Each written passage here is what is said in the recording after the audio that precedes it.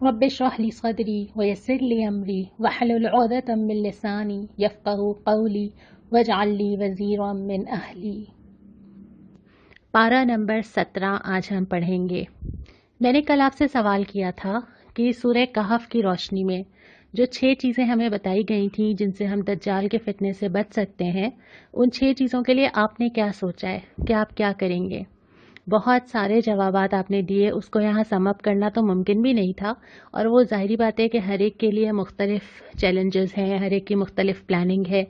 عمل صالح کرنا ہے، اللہ کی کتاب سے بھی جڑنا ہے، دنیا سے اپنے آپ کو بچانا بھی ہے، آخرت کی تیاری بھی کرنی ہے، صبر بھی کرنا ہے، اور ایسے لوگوں سے اپنے آپ کو جوڑنا ہے جو اللہ کی طرف جانے میں ہمارے مددگار ہوں۔ بہت اچھے پلانز آپ نے اپنے لیے بنائے ہیں، اللہ تعالیٰ اس کو پورا کرے۔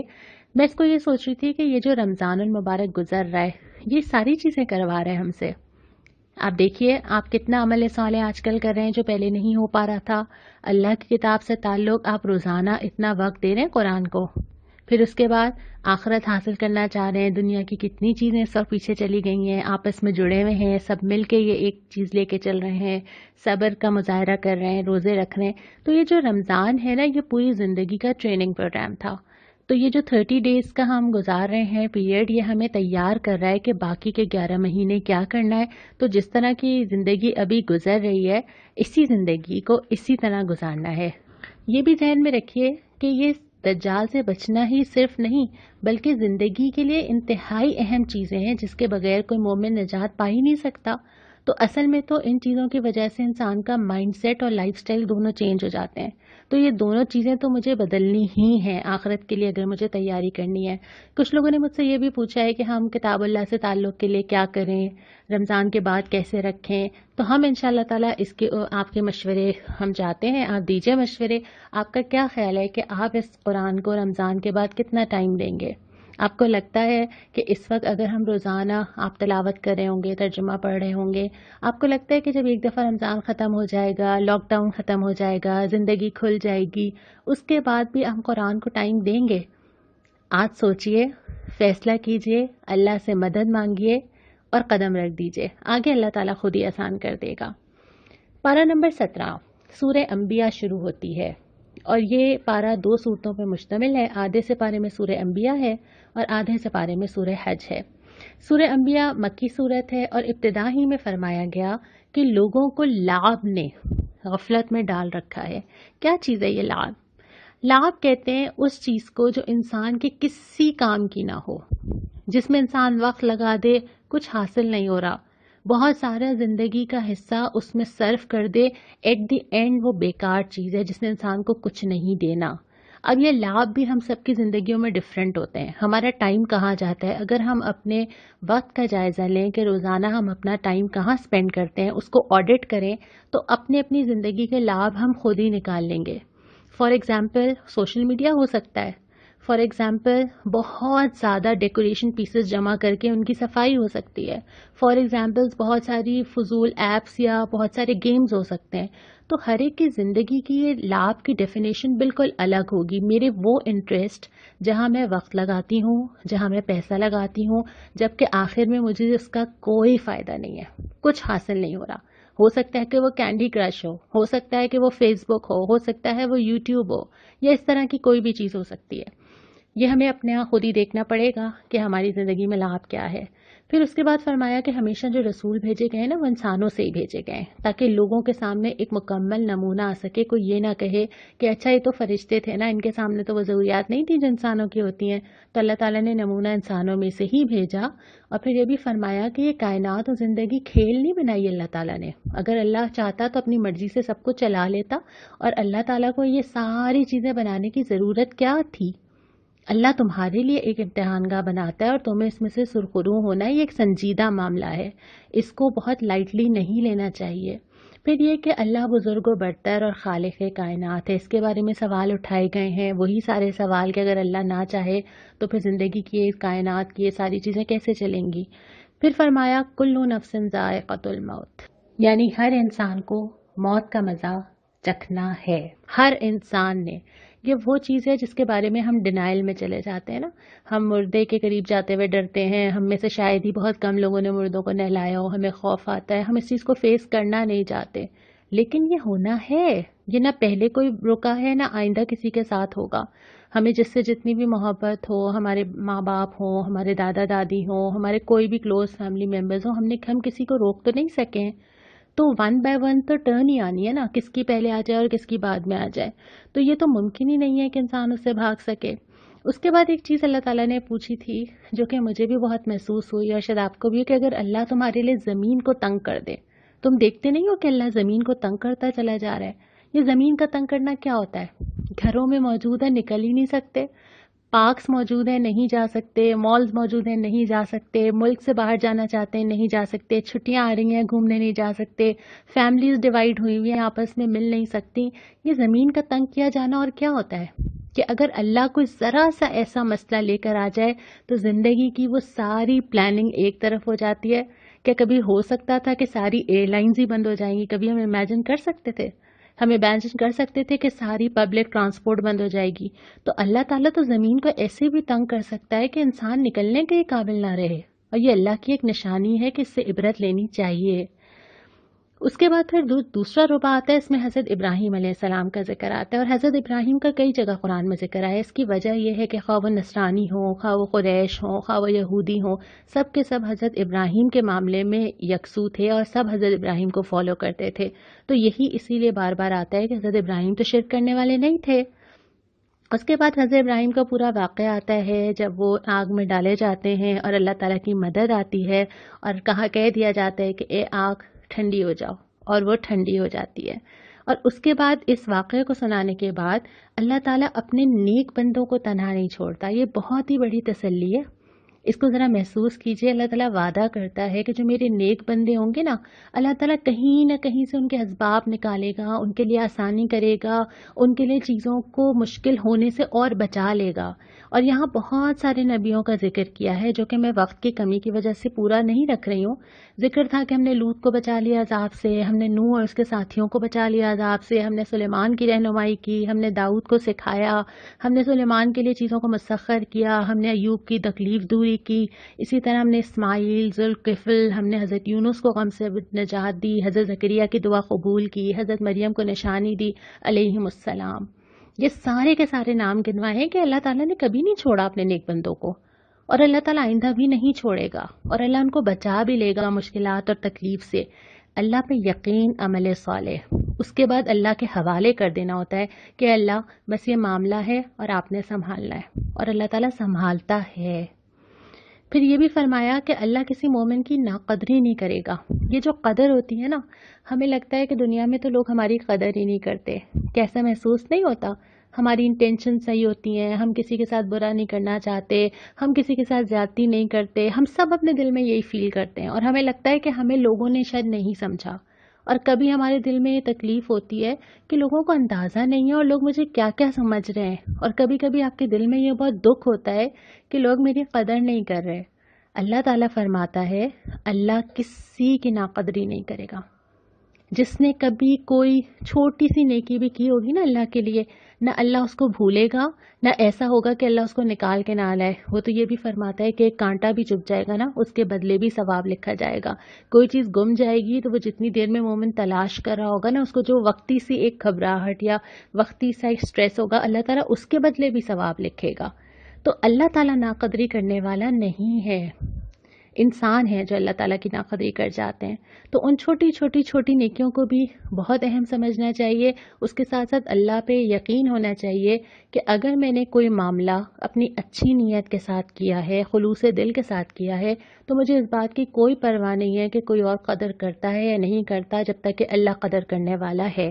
جب آپ کو یہ یقین ہو جاتا ہے نا, پھر آپ کی ایکسپیکٹیشنز ہی نہیں ہوتی لوگوں سے. پھر آپ کو یہ نہیں ہوتا کہ اچھا میں نے کیا تو کسی نے میرے ساتھ کیا کیا, میرے بارے میں کوئی کیا سوچتا ہے, میرا امپریشن کیا ہے, کوئی میرا کیا امیج سمجھتا ہے. ان ساری چیزوں سے آپ بے پرواہ ہو جاتے ہیں, کیونکہ آپ کو پتہ ہوتا ہے کہ آپ جو چیز اچھی کر رہے ہیں اب اللہ تعالیٰ کے پاس رجسٹر کروا رہے ہیں. لوگوں کے پاس رجسٹر نہ ہوئی ہے نہ ہوتی ہے. اس کے بعد پھر فرمایا کہ قیامت کے دن سب کے سب اللہ کے سامنے پیش ہو جائیں گے, ہر چیز لے کر, اپنا اعمال نامہ لے کر خدا کے حضور پیش ہوں گے، سارے جواب دیں گے، ایک ایک چیز نکالی جائے گی، پوچھا جائے گا آ گئے، اور وہ کہیں گے کہ ہاں ہم آ گئے۔ پھر نبی کریم صلی اللہ علیہ وسلم کی بعثت کو اللہ کی نعمت قرار دیا گیا ہے کہ اللہ نے تمہارے اوپر بہت بڑا احسان کیا ہے کہ اللہ کا نبی بھیجا ہے تو تمہیں ہر چیز سکھا گیا، ہر چیز کی تعلیم دے دی۔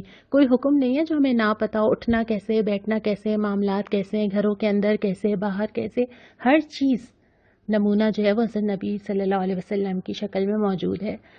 اس کے بعد پھر یہاں پہ یہ صورت تو مکمل ہوئی، اور جو تیسرا ربع ہے اس میں سورہ حج شروع ہوتی ہے۔ سورہ حج مدنی صورت ہے اور آغاز ہوتا ہے قیامت کے دن سے، کہ اتنا وہ خوفناک دن ہوگا کہ جو عورت اپنے بچے کو دودھ پلاتی ہے وہ بچے سے غافل ہو جائے گی، یعنی کسی بھی انسان کے سب سے بے غرض رشتہ جو ہوتا ہے وہ اپنی اولاد کے ساتھ ہوتا ہے، تو وہ اولاد سے بے پرواہ ہو جائے گی، جو حاملہ ہوگی اس کا حمل گر جائے گا، اور بہت ہی خوفناک یہ چیز ہوگی۔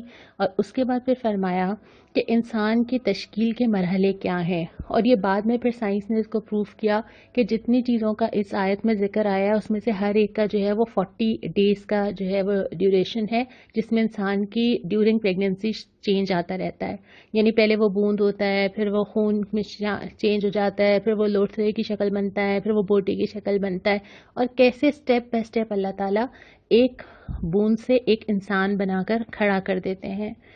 اس کے بعد فرمایا کہ جب اللہ تعالیٰ نے جان ایک دفعہ ڈال دی تو دوبارہ جان دینا، جان لینا اللہ تعالیٰ کے لیے تو کوئی مشکل نہیں ہے، وہ نیند کی حالت میں ہو روزانہ جان کا نکلنا اور جان کا واپس آنا، یا وہ مرنے کے بعد دوبارہ ہو، اللہ کے لیے کوئی مشکل نہیں ہے۔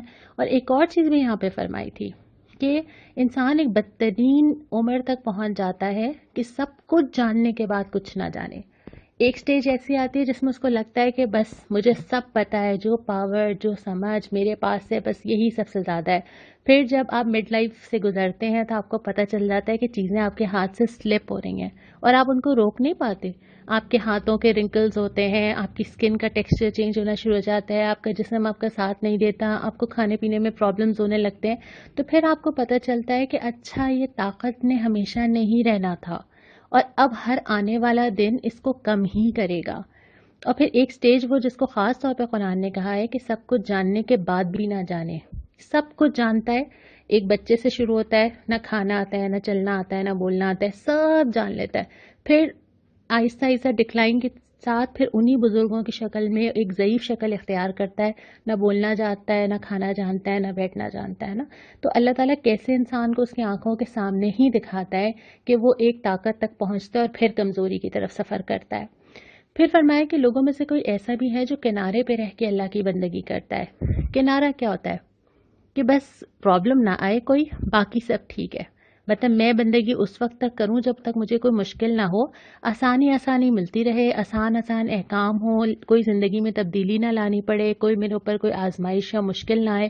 تبصرہ یہ کیا ہے کہ اس کی دنیا بھی گئی اور آخرت بھی، دونوں میں سے ایک چیز آپ کو حاصل کرنی ہوتی ہے کمپلیٹلی، یا آپ دنیا کے لیے لگ جاتے ہیں یا آپ آخرت کے لیے لگ جاتے ہیں۔ اگر آپ دونوں چیزوں کو لے کے چلنا چاہیں، یہ پاسبل ہی نہیں ہے، یہ تو حدیثیں بھی بتاتی ہیں کہ یہ منافق کی کوشش ہوتی ہے کہ آخرت بھی مل جائے اور دنیا بھی مل جائے نا، تو دونوں میں سے ایک آپ کو پریورٹی بنانی ہوتی ہے، لیکن جو دونوں لینے کی کوشش کرے گا وہ دونوں کو ہی ڈبو دے گا۔ اس کے بعد پھر خطاب آتا ہے حضرت ابراہیم علیہ السلام کا، جب کعبے کی وہ دیواریں اٹھا رہے تھے تو اللہ تعالیٰ نے جو ہدایات دی تھیں کہ میرے گھر کو پاک رکھو، حج کرنے والوں کے لیے اذن دو، لوگ آئیں طواف کریں۔ اس کے بعد پھر فرمایا کہ شرک اور جھوٹی باتوں سے پرہیز کرو۔ یہ جو جھوٹ ہے نا، زبان سے نکلنے والے وہ الفاظ جو ہم نے پہلے بھی بات کی تھی کہ یہ کہاں کہاں تک دلوں کو خراب کرتے ہیں، خاندانوں کو خراب کرتے ہیں، معاشرے کو خراب کرتے ہیں۔ پھر فرمایا بشارت ہے ان کے لیے جو عاجزانہ روش اختیار کریں گے۔ یہاں پہ جو ورڈ یوز ہوا ہے نا وہ ہے مخبتین۔ مخبتین اس کو کہتے ہیں جو سرنڈر کر دے، چھوڑ دے، اپنے آپ کو حوالے کر دے، اپنی میں کو مٹا دے، اور اللہ کے لیے جو یہ کام کر لینا اس کے لیے بشارت ہے کہ جو اپنے آپ کو اللہ کے لیے سرنڈر کر دے اور اللہ تعالیٰ سے پوچھے۔ جب ہم قرآن اٹھاتے ہیں تو ایکچولی جو مطلوب ہوتا ہے وہ یہ ہوتا ہے کہ اب ہم سرنڈر کر کے اللہ تعالیٰ سے پوچھیں، جی مجھے بتائیے مجھے اب کیا کرنا ہے۔ ہم سب جو قرآن سن رہے ہیں ہم کس لیے سن رہے ہیں؟ کیا اس لیے کہ ہم ایک دفعہ سنیں گے اور نیکیاں کمائیں گے اور زندگی ویسی ہی چلتی رہے گی؟ نہیں، زندگی ویسی نہیں چلے گی۔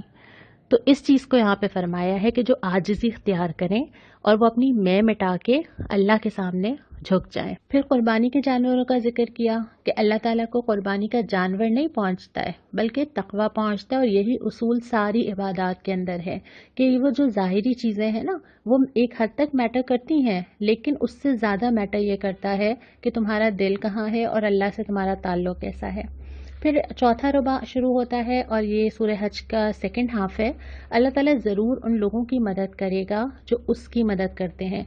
अब अल्लाह ताला को तो ज़रूरत नहीं है कि हम अल्लाह ताला की मदद करें, अल्लाह किसी की मदद का मोहताज नहीं है, लेकिन फ़ौरन ही बता दिया कि अल्लाह ताला किन लोगों को कहता है जो अल्लाह की मदद करते हैं। जब जिन्हें ज़मीन में इक़्तिदार मिलता है, पावर मिलता है, तो वो क्या करते हैं? 4 चीज़ें हैं। नमाज कायम करते हैं, ज़कात अदा करते हैं, नेकी का हुक्म देते हैं, बुराई से रोकते हैं। यानी माशरे को नेकी पे गामज़न करने वाले लोग, जहाँ भी इनको इक़्तिदार मिले, ये घरों के अंदर मिले तो घरों के अंदर ये सिस्टम होगा, और अगर ये हुकूमत मिले तो वहाँ पे भी ये सिस्टम होगा। तो जो अल्लाह के दीन को गालिब करता है ना, जो अल्लाह के दीन के लिए कोशिश करता है, अल्लाह ताला उसको अपनी मदद करार देता है। उसके बाद फरमाया कि आंखें अंधी नहीं होती, दिल अंधे हो जाते हैं। सामने सब कुछ मौजूद होता है, दिखाई नहीं देता। इसे हमने पहले सूरह बकरा के शुरू में भी पढ़ा था ना, अंधे हैं, बहरे हैं, गूंगे हैं, समझ में नहीं आता, सामने मौजूद होता है, हिदायत आ रही होती है, अंदर नहीं जा रही होती, तो अल्लाह ताला फरमाते हैं कि इनकी असल में दिल अंधे हो गए। उसके बाद फरमाया कि अल्लाह ही हक है और बाकी जितनी चीज़ें हैं वो सब की सब बातिल हैं। फिर मक्की की मिसाल दी और फिर ईमान लाने वालों से मुतालबा किया कि ये काम कर लो। क्या क्या कर लो? ईमान ले आओ, रुकू और सजदा करो, अपने रब की बंदगी करो, नेक काम करो और जिहाद फी सबीलिल्लाह करो, अल्लाह की राह में जद्दोजहद करो।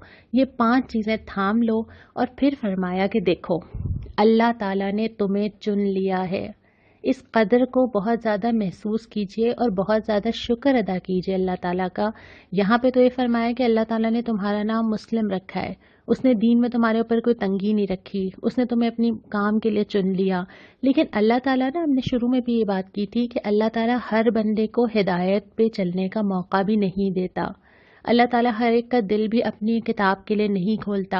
अल्लाह हर एक को कुरान से रुजू करने और इबादत करने और ज़िंदगी बदलने और जन्नत में जाने के लिए कोशिश करने की तौफीक नहीं देता। तो अगर अल्लाह ताला ने दी है तो इसका मतलब है अल्लाह ताला ने आपको चुना है।